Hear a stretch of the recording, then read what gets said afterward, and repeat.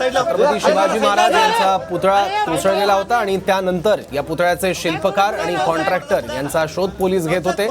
त्यातल्या कॉन्ट्रॅक्टरला आज अटक झाली आहे। शिल्पकार अजूनही फरार आहे, त्याचाही शोध पोलीस घेत आहे। पण राजकीय आरोप प्रत्यारोप मात्र या घटनेनंतर बघायला मिळत आहेत आणि त्या सगळ्या पार्श्वभूमीवर संजय राऊत आता राजकोट किल्ल्यावर पोहोचले आहेत।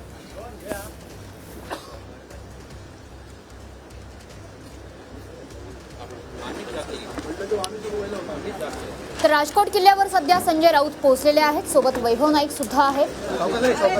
मालवणमधल्या राजकोट किल्ल्याची संजय राऊतांकडून आज पाहणी केली जाते आहे। छत्रपती शिवाजी महाराज यांचा पुतळा कोसळल्यानंतर आता अनेक नेत्यांच्या भेटी या राजकोट किल्ल्यावर होत आहेत। शिवाजी महाराज यांचा पुतळा कोसळल्या प्रकरणी आता कॉन्ट्रॅक्टरला अटक करण्यात आलेली आहे। शिल्पकार मात्र अद्यापही फरार आहे।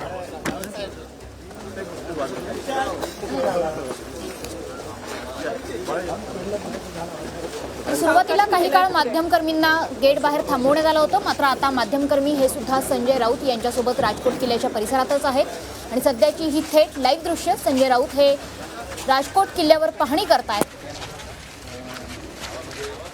2 दिवसांपूर्वी राणे समर्थक आणि ठाकरे समर्थक हे याच राजकोट किल्ल्यावर आमने सामने आले होते, त्यावरून बराचसा गदारोळ झाला, बरंचसं राजकारणही झालं।